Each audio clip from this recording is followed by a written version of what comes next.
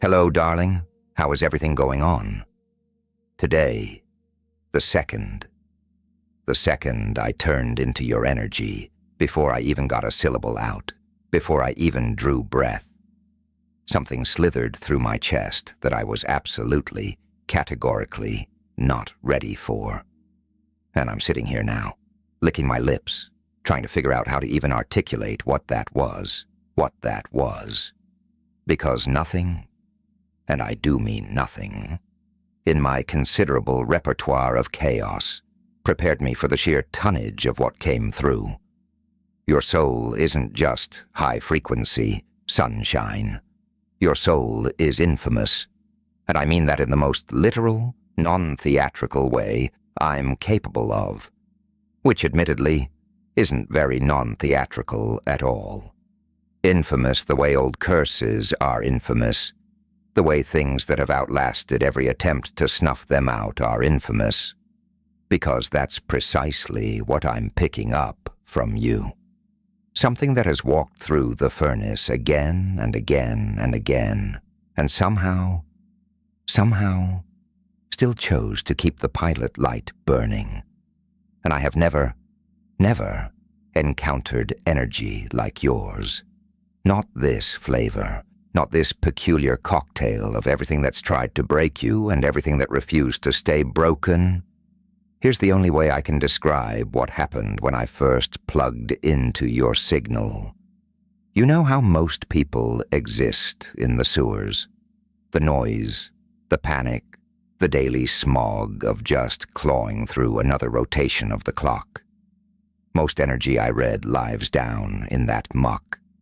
And that's not a verdict. It's just geography. It's just where most of humanity has pitched its tent. But your energy, your energy sits in a penthouse that I don't usually get invited to. It's like you've been living on the roof of the tallest building in your city.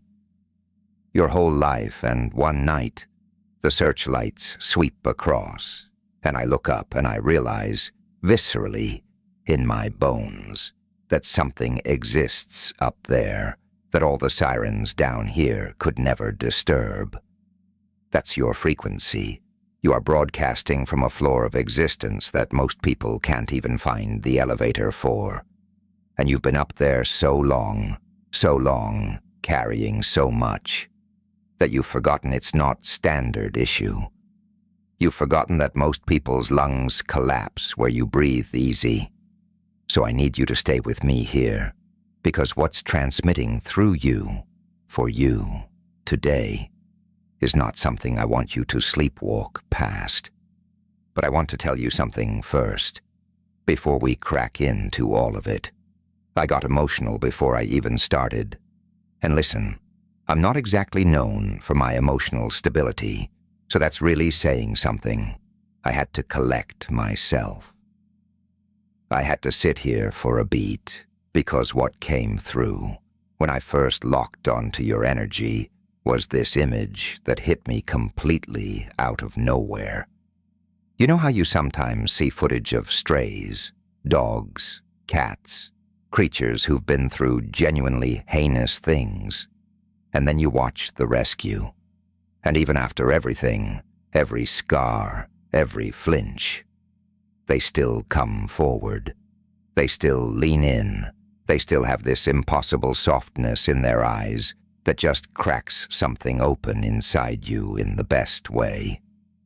That's what I felt from you. Not because you're fragile, not because you're small, but because that level of vulnerability, after that level of devastation, that's not normal. That is remarkable. That is a soul tuned to a station most people never even pick up on their whole dial. And I think somewhere deep down, deep down in that beautiful chaos of yours, part of you already suspects that. But nobody has actually spelled it out for you, have they? Spelled it in neon, loud and unmissable. So I'm spelling it now. You are remarkable. You are remarkable. Not despite what you've been through, because of how you danced through it without losing the rhythm. Keep that tab open. Pay close attention to this next part. Let's take a detour into the shadows. The ritual wasn't a punishment. It was a catalyst. Your book, The Evolution of the Anomaly, is the secret key. 73 pages of pure psychological warfare. Grab it from the pinned comment or video description. Anyway, back to the grind. An infamous soul doesn't just appear out of thin air. It's tempered by the storm.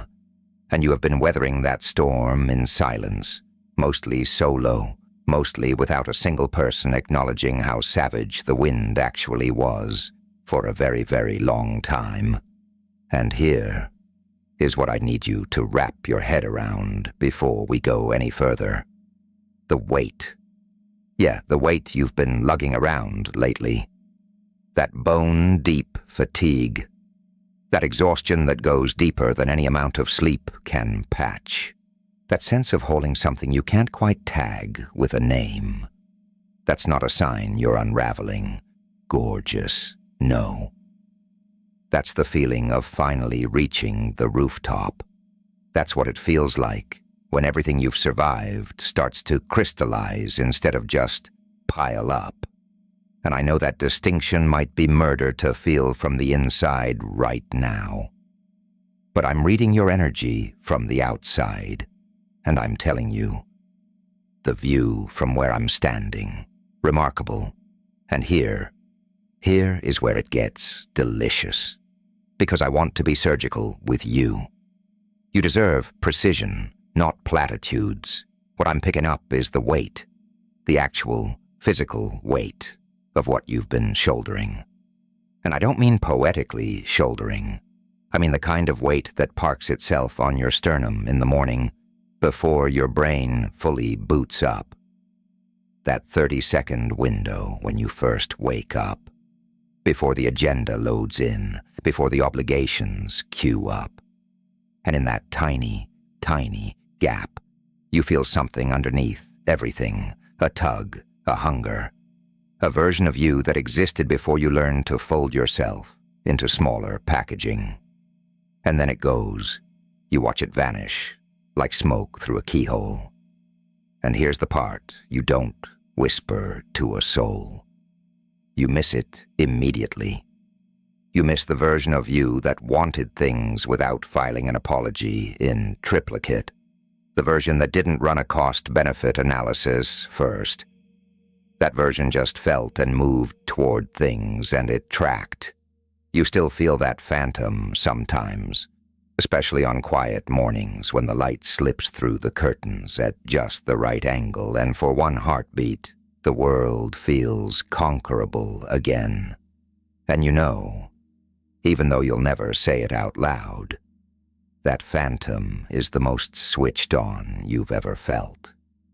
What I sense, orbiting you, is this incredibly specific thing I want to label properly, because I think you need to hear it given a name. You are someone who absorbs weight for other people. Not because you're weak, because you're formidable in a way that makes people feel anchored around you without even clocking why. People drift into your orbit and something in them unclenches, something in them unlocks, and they start talking. They start spilling things they haven't spilled to anyone else. The raw stuff, the buried stuff. And you hold it. Of course you hold it. You hold every last ounce, and you do this so instinctively, so reflexively, that you don't even register the moment when their baggage becomes your baggage. You just wake up one day completely depleted, and you can't fully articulate why. Because from the outside, nothing seismic happened. You just helped people. You just listened. You just showed up. And somehow, you're more drained than anyone in your zip code. Let me paint you a picture of what I'm seeing.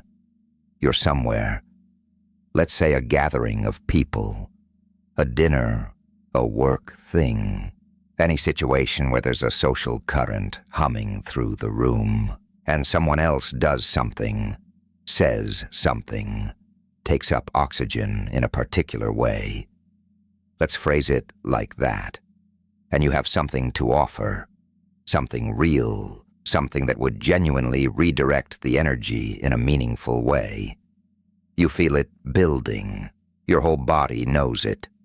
And you open your mouth, and you reel it back. You smile instead. You make runway for someone else's moment instead of claiming your own airspace. And the room doesn't clock it. The room just sees a warm, generous, radiant person who made everyone else feel golden. And you drive home feeling two things at the exact same time. Relief that you didn't risk it. And this hollow throb underneath that you understand completely, but couldn't put into words if someone sat you down and asked. That hollow throb has a name. It's the echo of your own voice going unused. And you've heard that echo so many times, you've almost tuned it out. Almost. Here's what I need you to understand about why this pattern runs. Because it's not random. It's not a character defect. It's not softness. At some point, and I think you know exactly when, even if you've never verbalized it, at some point you learned that being visible was a liability. Not physically hazardous necessarily, though sometimes it was. It was. But hazardous the way a spotlight is hazardous when the wrong people are watching. You showed your real self to someone, or to several someones, and what bounced back wasn't what you needed. Maybe it was dismissal. Maybe it was someone scrambling to manage what they saw in you because it made them feel lesser. Maybe it was a specific person. And oh, I feel like there's definitely a specific person in this picture. Someone marinating in a fury they didn't know how to steer. Someone who needed to feel authority and found it easiest to source that authority near you. And what that hardwired into your nervous system, what that actually soldered into you at a foundational level, is that your full self is an excess, that wanting things out loud is a gamble, that the safest version of you is the serviceable version, the accommodating version, the version that holds ground without occupying any. And can I tell you something, treasure? That strategy worked. It kept you intact for a long stretch in a lot of ugly rooms. It genuinely worked. And there is nothing defective about you for engineering it. That was a survival genius. That was your system executing exactly what it needed to execute. But here's where it gets tangled. And this is the part that's been squatting in your chest, heavy lately. That strategy has a price tag, and you know it. And the price is this. Every time you compress yourself to make someone else comfortable, some microscopic part of you logs it, not as trauma necessarily, just as intelligence. Intelligence that reads, my full self is not welcome in this room. And you've been stockpiling that intelligence for years. And somewhere underneath all the capability and the warmth and the genuine devotion you have for the people in your life, there's this quiet, aching question you've never fully permitted yourself to ask. What would happen if I just was? What would happen if I stopped stage managing how I land, stopped editing myself in real time, stopped running the algebra of whether this version of me is too much or not enough, and just materialized as whatever I actually am? And here is where it gets strange, because the answer to that question is not what you think it is. The thing you're afraid of, that your full self would be turned away, that it would scatter people, that it would be an excess. That fear is built on intelligence gathered from people who are operating at a completely different wattage than where you actually belong. Those people were magnetized to you precisely because you were willing to compress. Because your glow is so significant that even the dimmed-down version of it was more than enough for people who were running on fumes. You were beaming warmth from behind barricades, and they still felt it like standing beside a bonfire. You are living proof that the human spirit doesn't know the word quit. And the people who tried to install a ceiling over you, they were just terrified of the altitude. What I'm seeing now, and this is what cracked me open when I first locked onto your energy, is that those barricades are dissolving, not being demolished by some catastrophe, though some rough turbulence may have greased the process. They're dissolving because you've outgrown them. You literally do not fit behind them anymore. The version of you that constructed those barricades, and the version of you sitting here right now.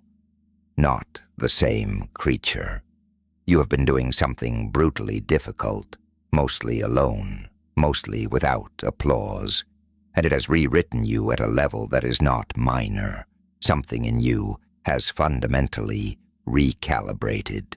Something ancient has shifted.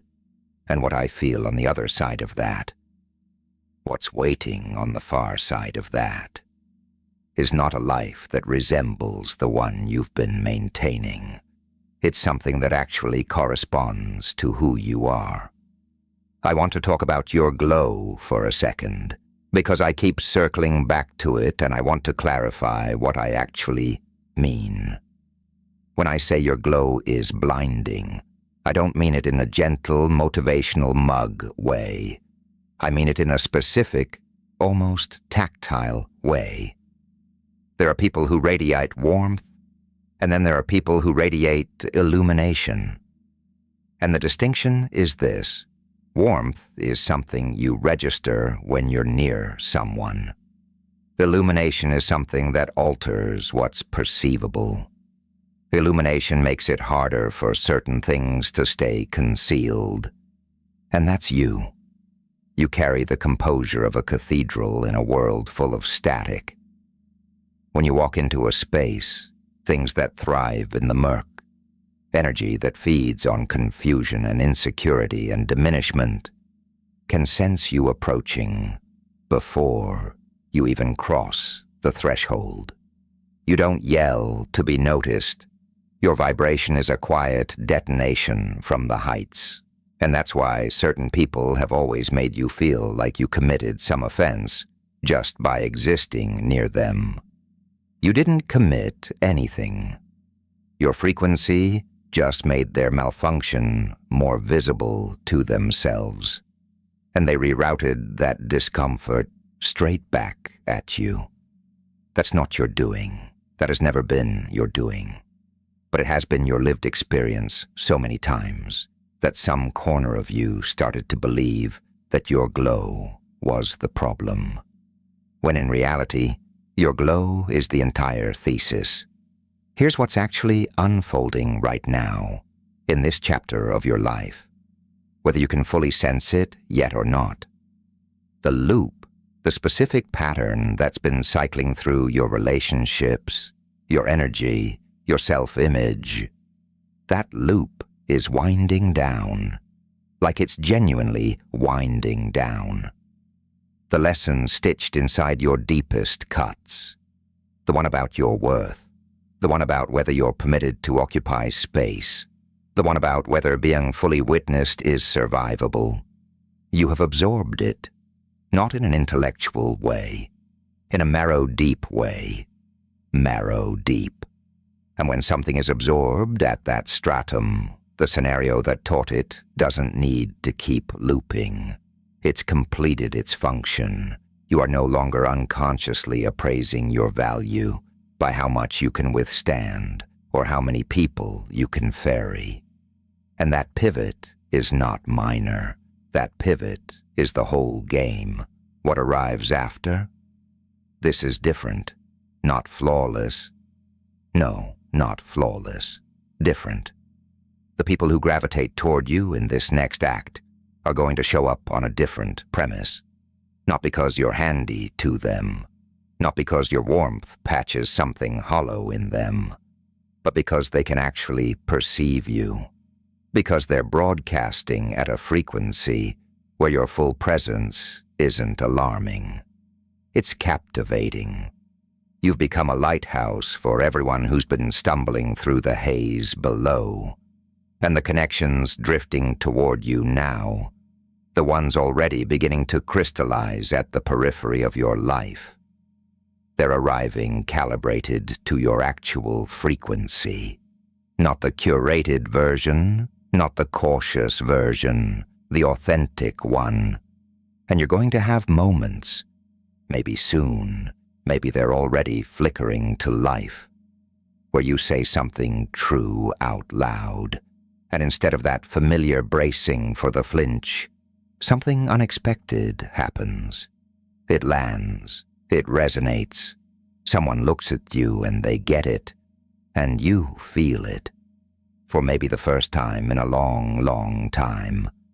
The specific reprieve of being understood without having to choreograph the understanding. To witness your soul is to remember that magnificence is still on the table. That's what you are to people who are equipped to see you. That's what you've always, always been. The tears you've shed recently, and I sense they've been the real ones, the kind you cry when nobody's watching, the kind that ambushed you with how much poured out. Those tears were not frailty. Those tears were your system finally metabolizing things you've been storing for years, maybe lifetimes, releasing them, flushing out the residue of what was never yours to carry, flushing out the addition of yourself you had to perform in order to endure environments that were narrower than you. And what's beneath that? What's beneath all of that is something I genuinely don't have a sharper word for than infamous. Not celebrity, not special in a show pony way.